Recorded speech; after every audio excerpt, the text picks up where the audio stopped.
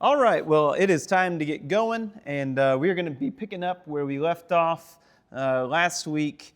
We've been going through the missionary journey of Paul, going through some pictures from Greece and at some of these locations. And like we said, a lot of the times, a lot of these places are places that you know that Paul was, proximately was, but there's few places that you know that Paul, like 100% certainty, absolutely was right here. And we're going to get two of those really cool locations, one today and one next week, with a location that we know for absolute certain that Paul was exactly right here, which is really cool. And so we'll be looking at some of that. So we're going to talk about Athens today, and Athens is, if you know anything about Greece, you know probably pictures of Athens. Athens is incredibly significant historically, even today. About 1/3 of the population of Greece lives in Athens. It's an enormous city. Like multiple millions. I should have looked up the figure beforehand, but many millions live in Athens. And there are parts of Athens that are really nice, beautiful, historical, lots of archaeology that's been done in Athens. But then there's a lot of slums in Athens, and so it was very much a kind of haves, have-not kind of city, and with some ghettos and but also ancient ruins right next to each other. So it's kind of an odd place. But Athens is a very significant city. So what I want to do today, we're going to look at just some very brief history of Athens, and then look at three major places in Athens. The Agora, the Acropolis, and then the Areopagus. And I don't think I have it actually in the right order. I think we're going to look at the Acropolis first. And I'll explain what those terms mean when we get there. But as for the city of Athens, Athens is the birthplace of Western thought.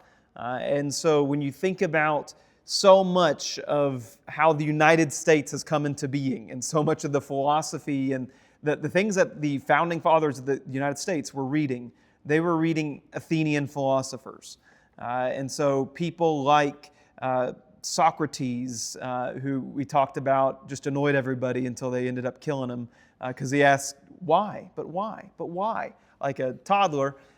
He was famously from Athens, and so was Plato. And Plato is a very incredibly significant. He has this whole world of forms, and I don't know, have you ever heard about the allegory of the shadows? There's a cave, and you have a bunch of people that live in darkness in this cave, but there's a light that shines on the back of the cave, and they see shadows moving around. And those shadows are only just a representation of the true thing that's out there that's casting the shadow. And so that's how Plato understood the world. And it has a lot of really significant ramifications on thought and that kind of stuff. I won't get into all that. Then you have Aristotle. We talked a little bit about last week, who was the tutor of what famous guy?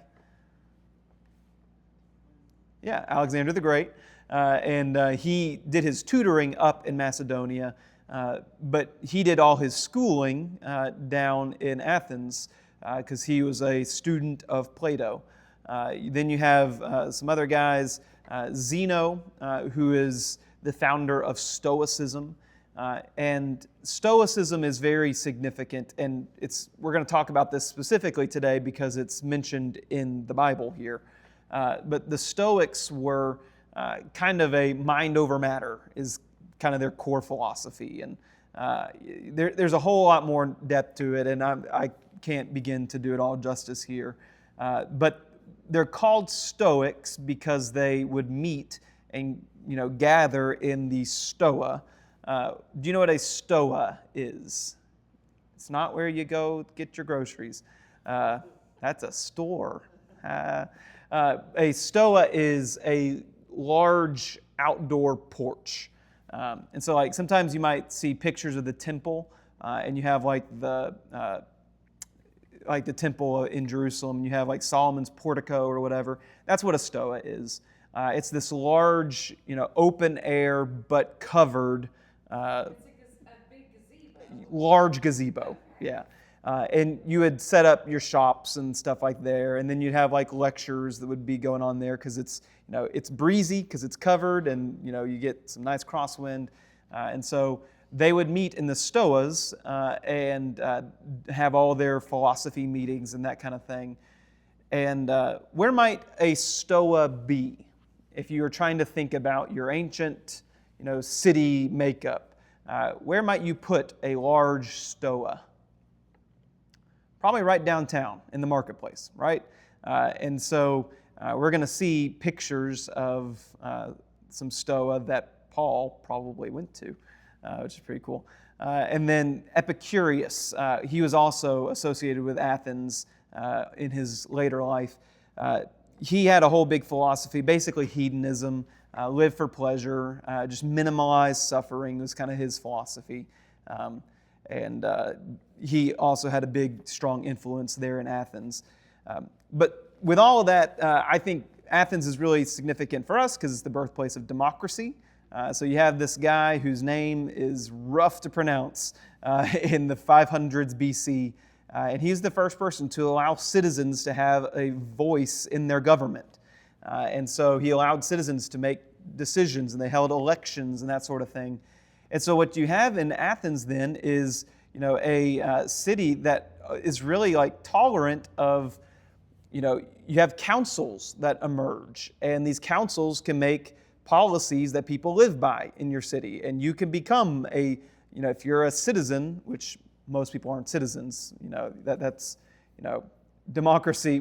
We talk about democracy in the United States, everybody over 18, right? They had a little bit more stringent rules about who could be a part of that, but still revolutionary. But you have, if you are a citizen, then you can join councils and you can make a real change in the governance of your people. And there's courts that begin to emerge. One of these very important courts, the most important court in Athens, is the Areopagites, which is a council that meets on the Areopagus. What's another word for Areopagus, if you're looking it up in your Bibles? If you have a Bible that was translated pre-1970, you probably are going to have Areopagus instead of Mars Hill, right? And so Mars Hill and Areopagus are the exact same word. Mars Hill is just a very English translation. Ares, and Mars are kind of the parallel gods there, and Pagos is hill in Greek. And so Paul is going to have some interactions here with the Areopagites on the Areopagus, which is going to be significant. And all throughout Athens, it is just a pagan-dominated city. Everywhere you turn, there are idols, there are temples, massive temples. At the very center of the heart of Athens is the Acropolis. Acro means high, and polis means city. And so Acropolis means the high city. In the very center of Athens, you have a massive hill, like massive mountain. And on top of that mountain, you have massive temples. Most famously, the Parthenon, which is a temple dedicated to what goddess? It's the name of the city. What's the name of the city sound like? Athena, yeah. And so Athena is the patron goddess of Athens. And so there's, from wherever you are in Athens, especially in ancient Athens, maybe not modern Athens, but you look up and you see the Parthenon, glistening in the sun, literally.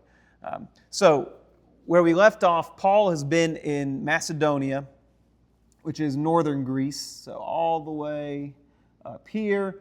He goes to Thessalonica, he goes to Berea. They chase him like 25 miles. Then they show up, start causing trouble. He gets on a boat, leaves Timothy behind, and then he sets sail, goes all the way down here to Athens.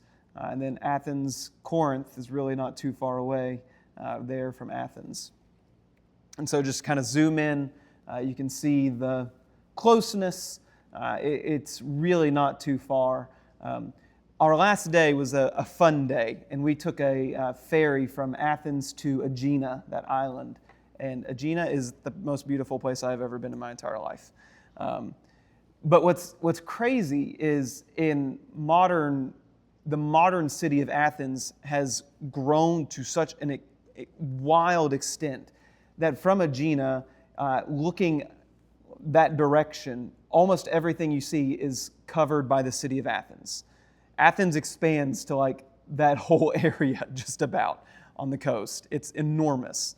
And I'll show you some pictures. So this is the city of Athens viewed from the Acropolis. So like up where the Parthenon is. And just as far as your eye can see, like 5, 6, 7-story apartment complexes. Just as far as your eye can see. It's absolutely nuts. Right there is the temple to Zeus, I think. Maybe it's not Zeus. Maybe it's Hephaestus. But anyway, there's a big temple just like right there. And you're not even in the main temple place. This is just another picture of just the sprawling urban spread. Enormous place. Here's another view. There's the ocean over there. Just massive, enormous, as far as the eye can see.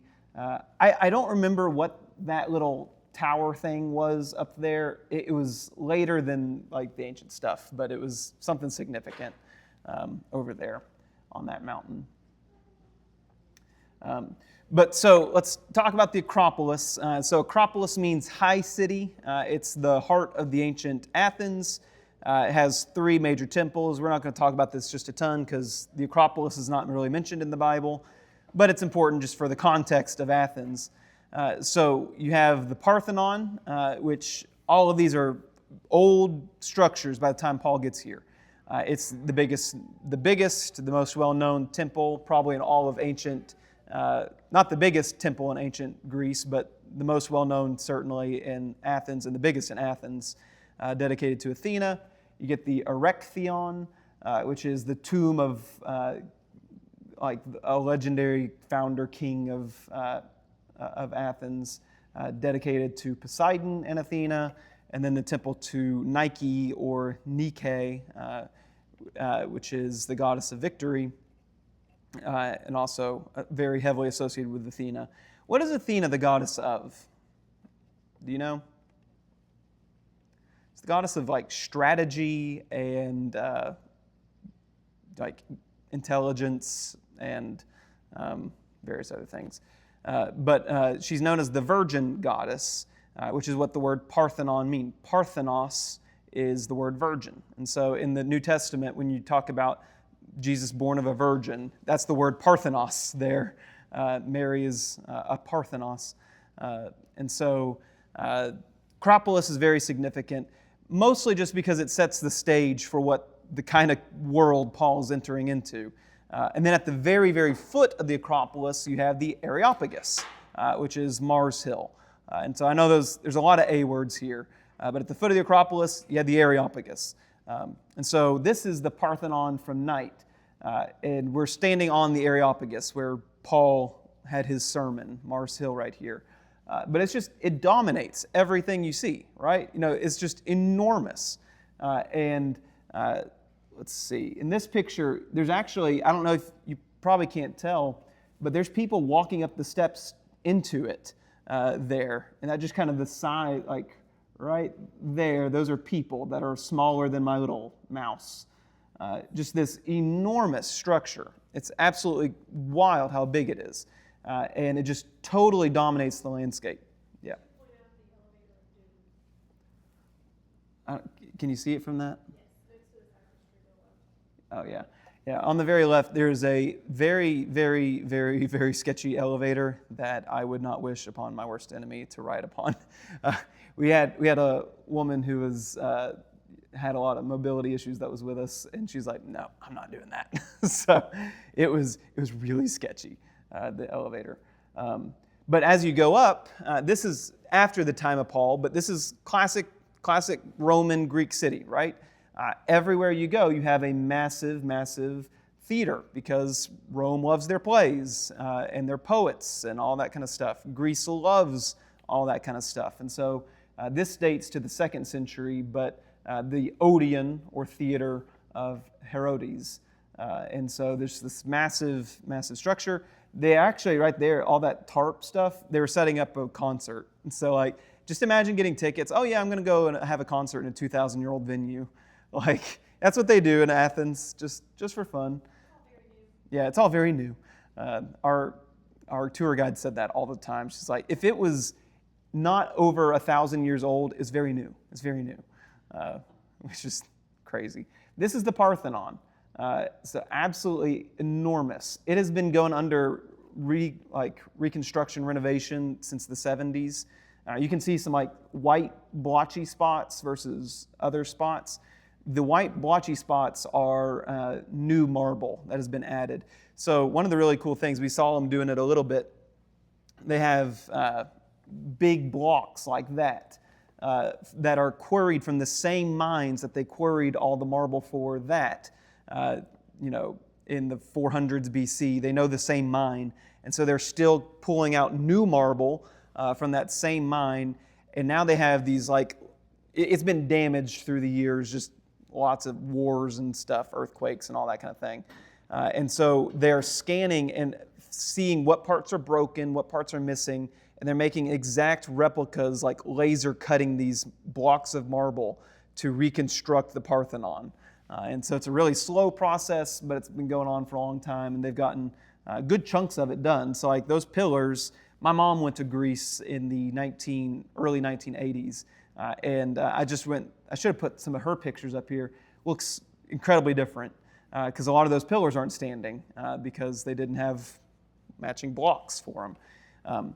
But that white color is what it all would have looked like, and it's almost, when the sun shines on it, it's literally translucent.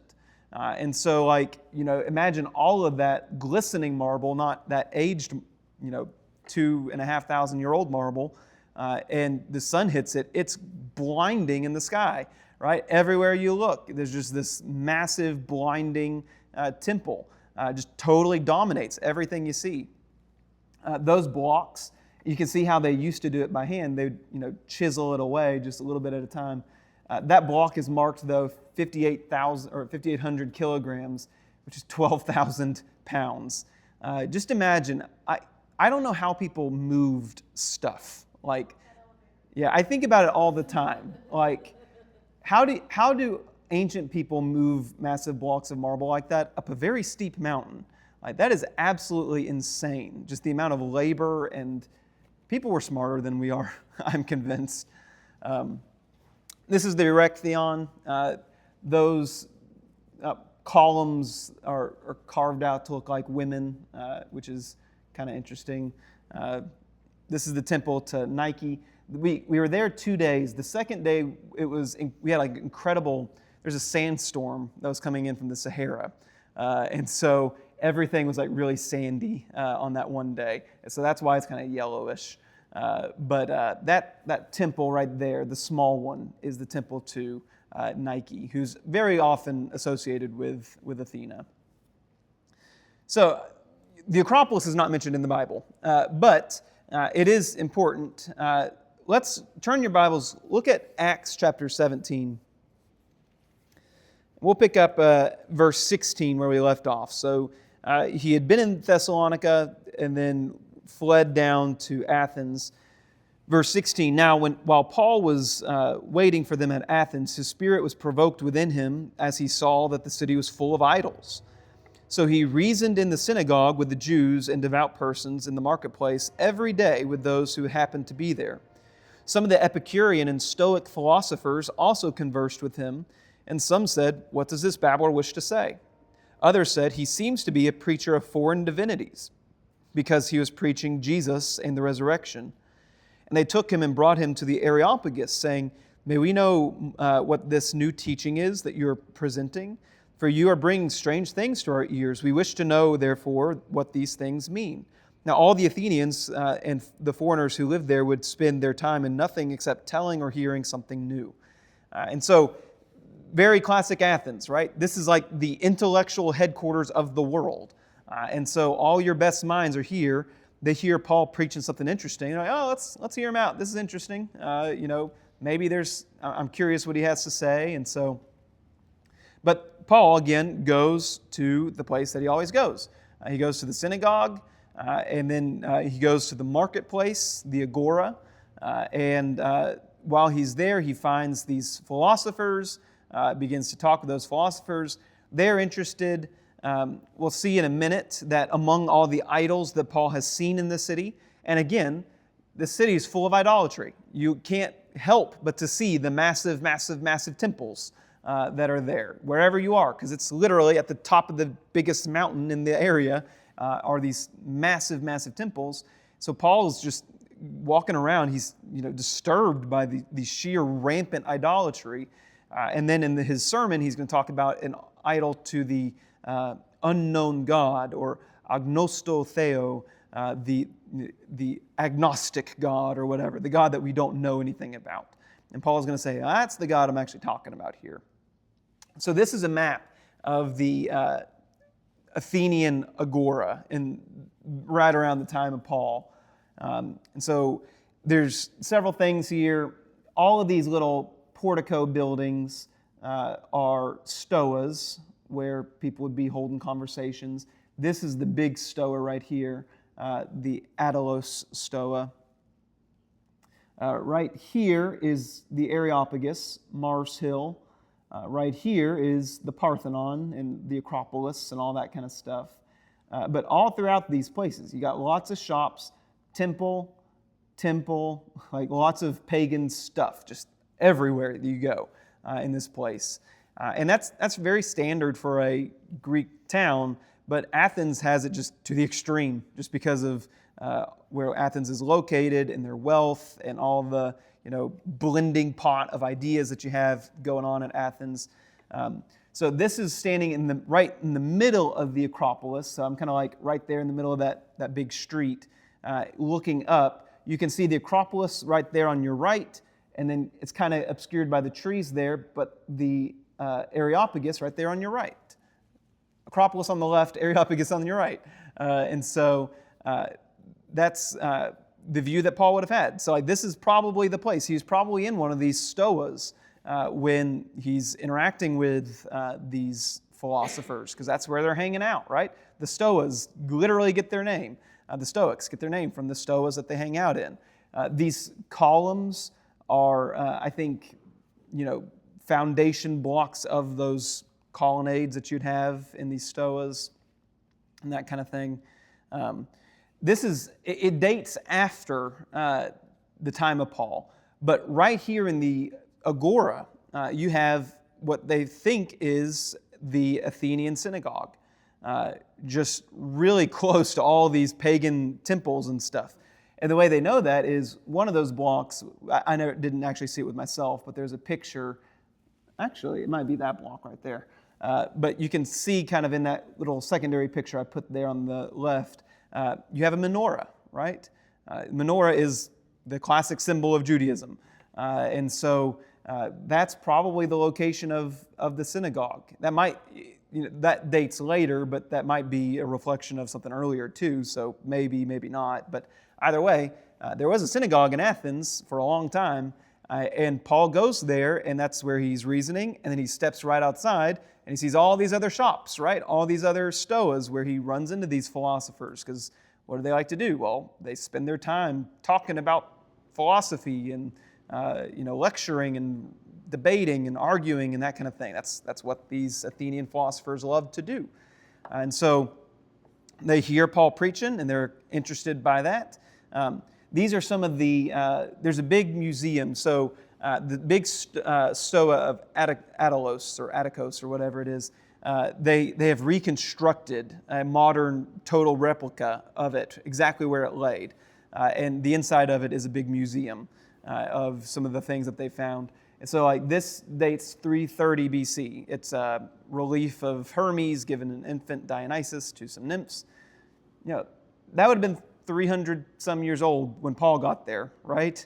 And so that's very possibly one of the idols that Paul's been looking at. And you got statues of Aphrodite These are like full body statues. They're pretty big.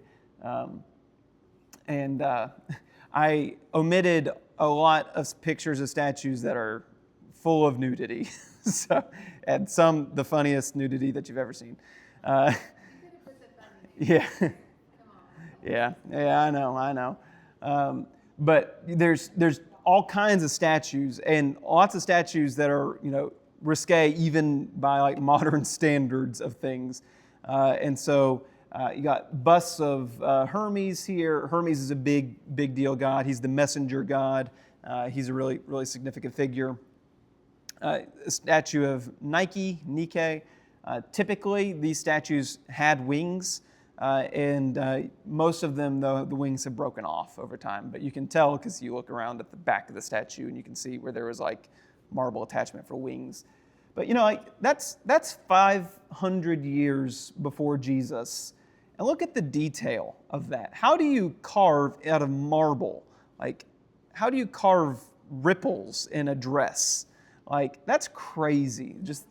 The amount of skill and artwork that goes into that. This is after the time of Paul. Hadrian was Roman emperor in the 2nd century. But this is a really significant statue. His armor, breastplate, whatever, shows kind of the historical legends of how the founding of Rome and that kind of thing. A lot of these emperor statues you find without heads. And the reason for that is whenever you get a new emperor, you just carve a new head, you stick it on the same statue.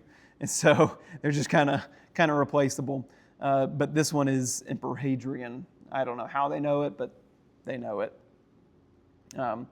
And so those are the kind of idols that Paul sees just all throughout this place. And I got tons and tons and tons of more idol stuff. And a lot of idols in temples. Have you ever been to the Parthenon in Nashville? Okay. In Nashville, you can go. Nashville has reconstructed a 1-to-1 scale model of the Parthenon. It's pretty cool. And inside it, there's an enormous statue of Athena. The statue doesn't exist anymore because it's been, Athens has been conquered many times. It's been melted down or whatever. But they have this massive statue that sits there in that massive temple. And so idolatry is just everywhere, and you can't escape from it. And so as Paul goes through the town, he sees all this and he's disgusted by it. And so then he meets these Stoic Epicurean philosophers, and they drag him up onto the Areopagus.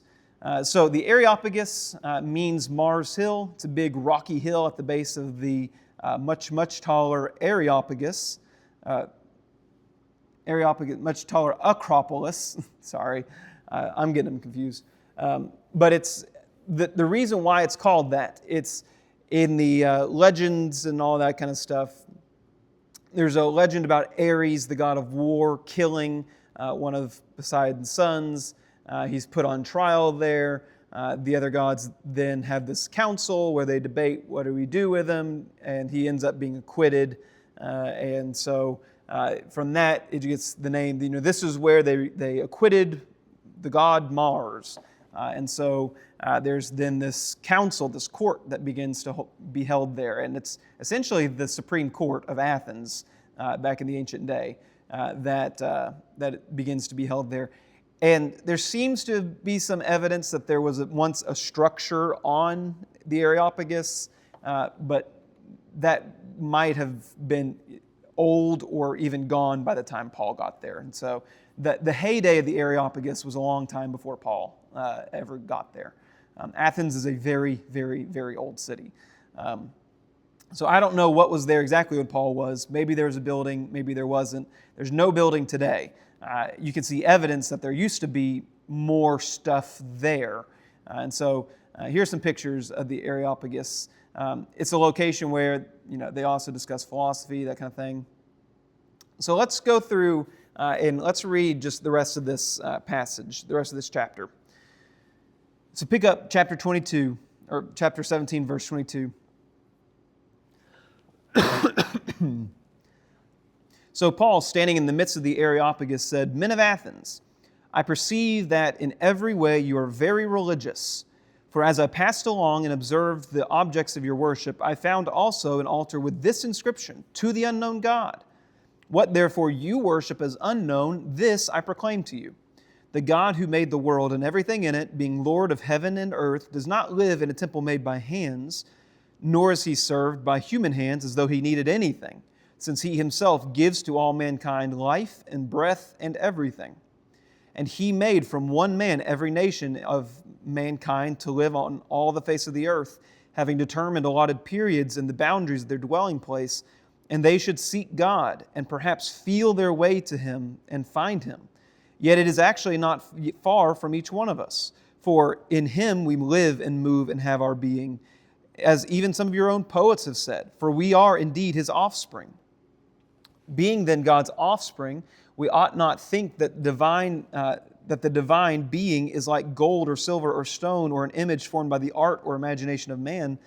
The times of ignorance God overlooked, but now He commands all people everywhere to repent, because He has fixed a day on which He will judge the world in righteousness by a man whom He has appointed. And of this He has given assurance to all by raising Him from the dead. When they heard this of the resurrection of the dead, some mocked, but others said, "We will hear you again about this." So Paul went out from amongst their midst, but some of the men joined him and believed, among whom were also Dionysius the Areopagite, and a woman, Damaris, and others with them.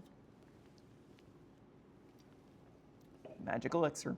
What you got going on here is a lot of interesting things. This is a very different type of address than Paul would have used at Berea, I think. You know, when Paul goes to the Bereans, how does he talk to the Bereans? From the Old Testament, right? And he reasons from them, making a case why from the Old Testament scriptures there is a Christ. We talked about that last week. This is incredibly different. This is a speech that is full of Greek philosophical terminology. And it's terminology that, you know, is not even necessarily readily apparent when we read it in English. But if you were an Athenian listening, you'd say, hey, this guy is literally speaking my language. This guy is speaking things like, he's using our jargon, right? You know how Claire and I realized that about halfway through 2020, we can't talk anymore to each other. I was doing Greek, my last semester of Greek in college, and then Claire was taking medical classes, and we just realized we don't speak the same language. You know, there's medical jargon is not what I know, and the words I know are not the words she knows, and we just can't talk anymore. Paul is using their terms, right? You know, he's speaking medical talk to these guys, which is really interesting because you wouldn't think that a Jew of Jews, a student of Gamaliel, would know medical jargon enough or philosophical jargon enough to quote to them their own philosophers, right? That's pretty interesting. And so Paul is the speech is full of philosophical terminology. And he says, you know, there's idols all over the place. They're made of stone, made of wood, but that's not the kind of God I'm talking to you about. I'm talking to you about a living God, a transcendent God, a God who's greater than these things. Paul says, you know, the Parthenon the Acropolis is visible by everybody, but it is not accessible to everybody. You have to be very rich, very powerful, very influential to have access to the Parthenon or the Acropolis. Your everyday guy may have seen it every day of his life, but he's probably not been up there. And so right at the foot of the Acropolis, sitting there on the Areopagus, Paul says, God's not distant. You know, He's not on some faraway mountain up here that's inaccessible that you can't get to. He's very near. And in fact, you can have a relationship with Him and you can be near to God, which is revolutionary to them. And so as he goes about this address, Demetrius the Areopagite, meaning one of the members of the Council of the Areopagus, and Damaris, that's a female name, obviously because the Bible says it's a woman. And they believe and some others believe and leave behind their very religious heritage. So a couple interesting things. I know I have mentioned this before. Well, we'll look at some pictures and then we'll talk about it, but go into a bit more detail about a sermon. So this is Mars Hill from the Parthenon, from the Acropolis, what it looks like. That big old hunk of rock, right? It's just a big old jet of bedrock, and it is slick as could be. There's just a path, the main path up on it was closed, so you had to do like a little back hiking trek up it. But people hang out there all the time, and half the time we were there were people sitting on it with like boom boxes. It's like, can you guys not? But it's been so stepped on and worn, it's just slick as ice up there, especially when it rains. But this big old hunk of rock, that's the view from the other direction. And even here, you can kind of see there's, well, maybe not quite from this picture.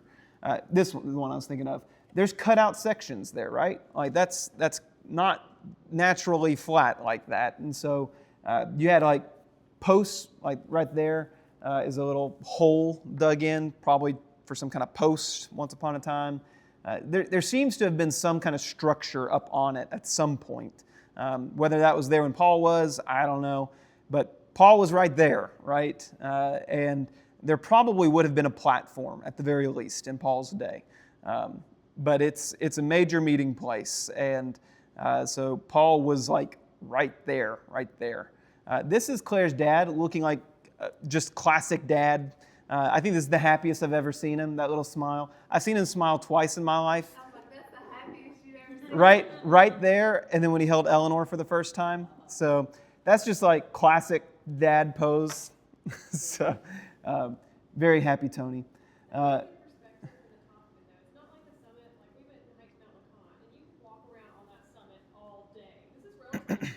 Yeah, it was not big. It's big enough to hold, like, I don't know, you could fit a small crowd up there, but it's not Yeah. fit a ton of people up on it. It's Yeah. very selective. But like at one point in time, this is kind of the back way, the hike up. But like you got steps carved there, right? That's probably part of something that used to be bigger. And so there's obviously stuff has been there that's not there anymore. I don't know what all happened to all of it and all that, but big panoramic from it.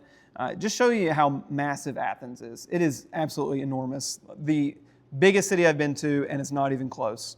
But that just the view. So let's think about some of the things that Paul says in his speech, because it's pretty interesting. That's my last picture, but I think it is. Oh man, let me get back to it.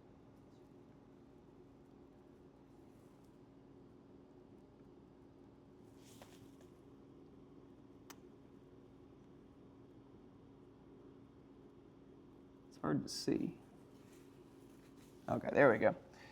So let's get back to the speech that Paul gives. So talking about just some of the philosophy terms that Paul uses.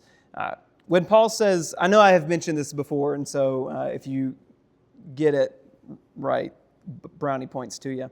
But he says, men of Athens, I perceive that in every way you are very religious. Is that a compliment or is that not a compliment? That is not a compliment, right? And the term he's using there is a classic Greek philosophical term. And so your translation may say superstitious. That probably a little bit better way, at least in our term of superstitious, although superstitious is a Latin word. But the Greek word that he uses there is desidaimonia, which obviously, I'm just kidding. But in Greek philosophical thought, there was a spectrum of your relationship to the gods. You, on one end, are atheistic, meaning you do not have enough religion. Not atheist in that you don't believe in any gods, because nobody didn't believe in gods in this time period. But you don't show the gods enough reverence. And then on the polar opposite, you're superstitious, which is like, you're so gullible. You are overly zealous, and you're tripping over yourself trying to appease all the gods you can. And that's what Paul's saying. And you want to be somewhere in the middle in Greek philosophical thought, which is Eusebius or pious, something like that. And so Paul starts off saying, hey, you guys are gullible. You don't even know what you believe. You got all these idols around here, and you're worshiping them all, and it's ridiculous. But I even found, the extent to which you're so gullible. You're worshiping. There's an altar here with the inscription "To the unknown God," which is kind of crazy, right? So there's been a lot historically that has been written about this inscription to the unknown God. People say, well, the Bible doesn't know what it's talking about because, we have never found an inscription that says to the unknown God. And for a long time that was true. In Athens, we have never found an inscription that says to the unknown God. But we have in other parts, and in ancient literature, there's a lot of references. So here's a reference. The port city that is right on the outside of Athens, where very likely Paul, when he set sail into Athens, went through this port. It's called the, let me find it real quick.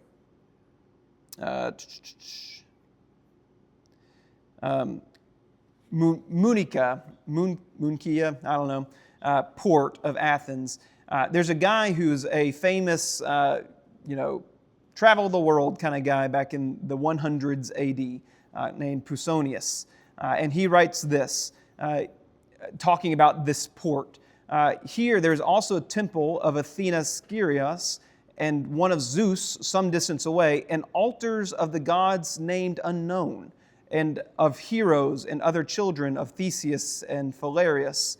And so he says, listen, there's this big port here, and there's all these temples, and there's altars to gods called unknown, agnostotheo, gods that we don't know. He uses that exact term that Paul uses, except he uses it in the plural rather than the singular.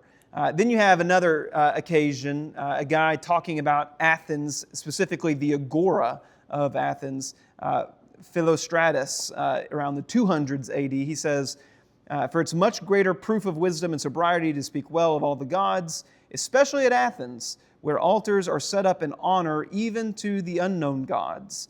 And so there's clearly in Athens, not just port city of Athens, but in Athens itself, altars that are set up to unknown gods.